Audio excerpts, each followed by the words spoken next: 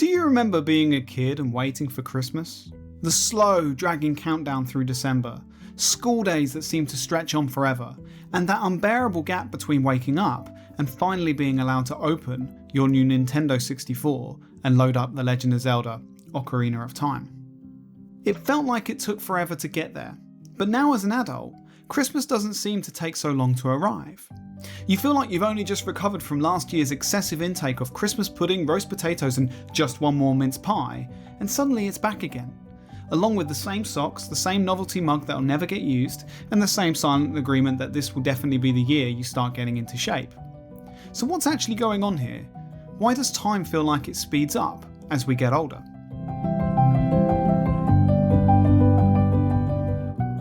Well, one common explanation is called the proportional theory. The idea is quite simple.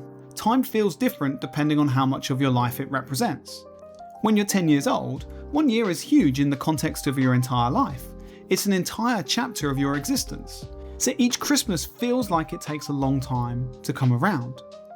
But when you're 50, 1 year is just much smaller in context. At that point, Christmas just becomes a thing that's just always there, like EastEnders. The same place, the same characters, same arguments, just slightly different decorations. There's an intuitive appeal to this explanation. It explains why childhood feels so slow in hindsight and adulthood feels so compressed. But it doesn't really explain the full experience we have with the perception of time. Because we don't just notice these differences between childhood and adulthood, we notice differences within weeks or even days. 1 week can drag endlessly and the next one fly by. The proportional theory doesn't really account for that level of fluctuation that we can commonly experience in how we perceive time. One reason we may perceive time differently depends on how much attention we put onto the passing of time itself. As children, life is full of waiting. Waiting for school to end, waiting for weekends, waiting for birthdays, waiting for Christmas, waiting to grow up. You're often counting down the days until these moments come. Ever heard the phrase, "a watch pot never boils"? Time works a bit like that. When you focus on it, it drags. But as adults, we spend less time focusing on the passage of time, as there's always something pulling our attention away from it. Working, cleaning, shopping, cooking, doing the laundry, mowing the lawn, and trying to figure out why your insurance renewal has gone up by £37, and whether you're being quietly ripped off, despite knowing deep down you'll probably just accept it anyway. The point is, you're rarely just sitting there thinking about time passing as an adult, so then time feels like it's going a lot faster, not because time actually is, but because you're less attentive to the passage of it. Another explanation comes from how our memory constructs the perception of time.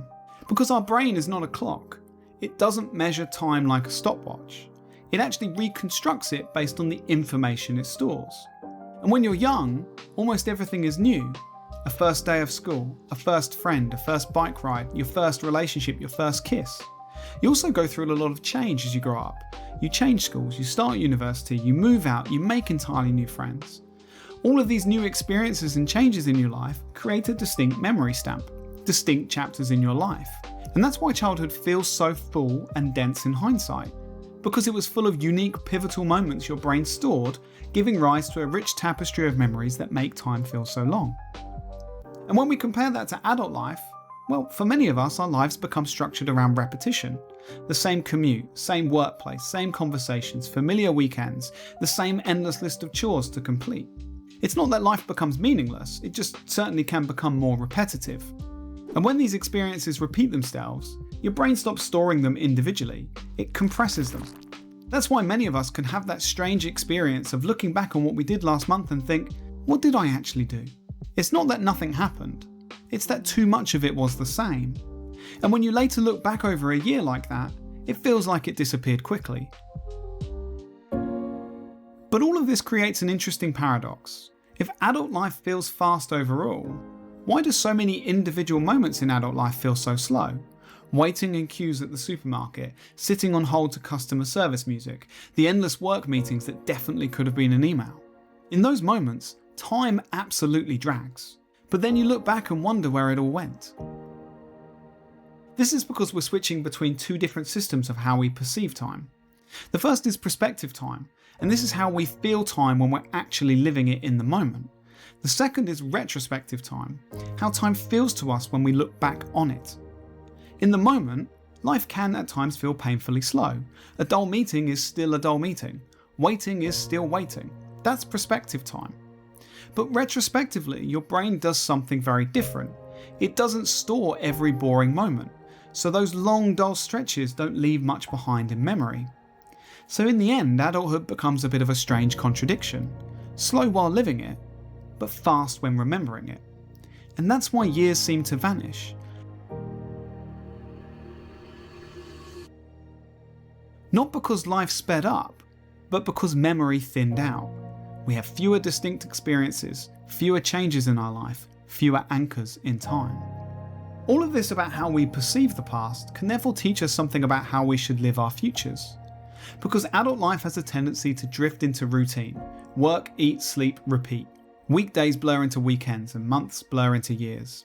And eventually it can feel like time has slipped away unnoticed, leaving us with a sense of regret of the time that we have lost.